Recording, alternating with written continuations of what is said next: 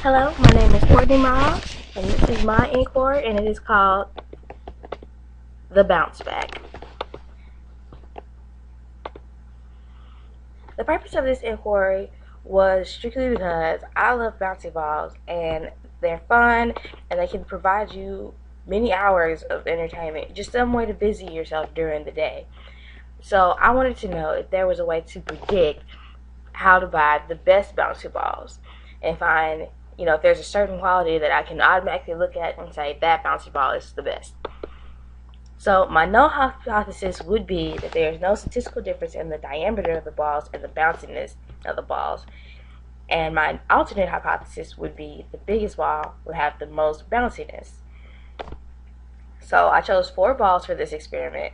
I had the biggest one at 4.2 inches and the smallest one at 1.3 inches.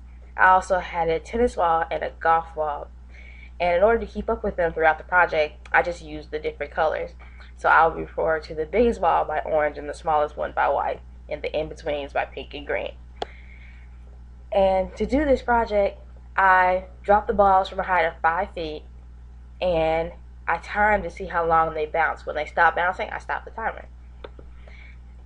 In order to complete this project, I had to define some bounds, like what I meant by bounciness. Now, bounciness was how long it takes for the ball to stop bouncing. I start the time watch when I dropped the ball, and I stopped it when it stopped bouncing and stopped making noise. I have a short video to show you exactly what I meant by that.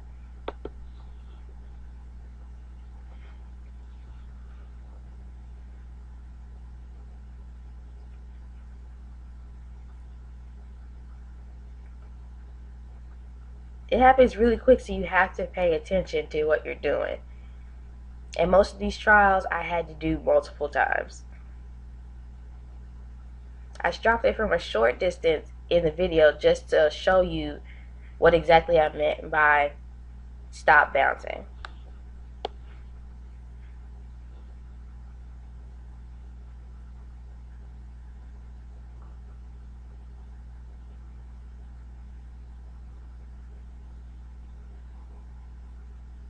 So with this video, I would say that the white ball had more bounciness because it bounced for longer than the green ball.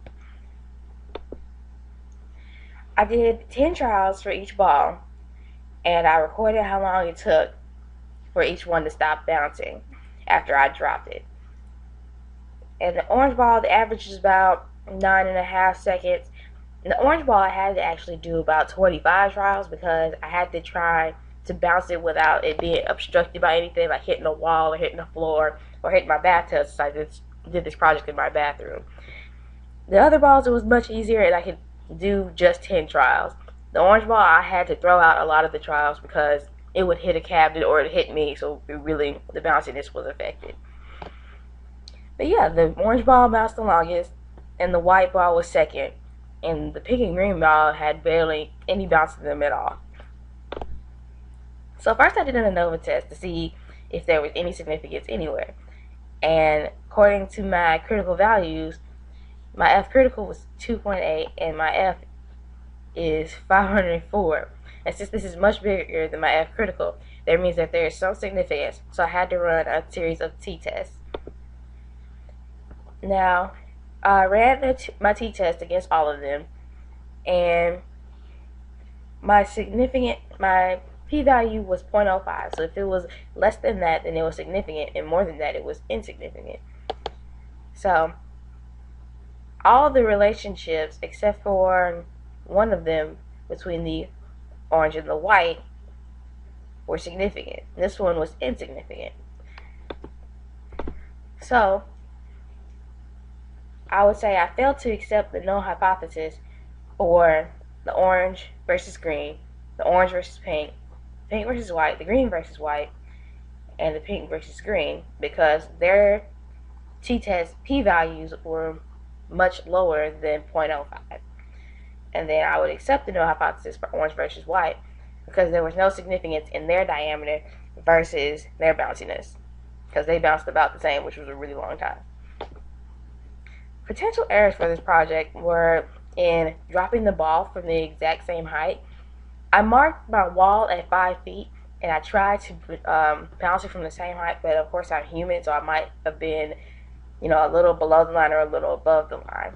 It shouldn't cause a lot of error because I did a lot of trials, but it's still something you should consider.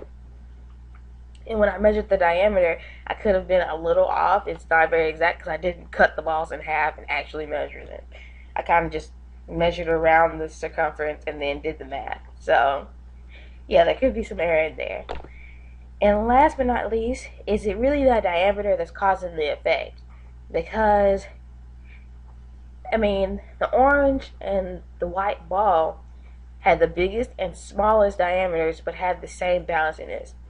But in the other trials, it was a significant difference. So maybe it wasn't the diameter that is affecting the balls. It could be the mass or the circumference or what it's made of or whether it's hollow or not. All of these are potential factors in this test exactly. I couldn't find all the balls were the same except for that diameter. So, in the end, it turned out pretty well. But as far as I'm concerned, there's probably not a good diameter is not a great predictor in buying your bouncy balls. Well, thank you for your time. And if you have any questions, just email me.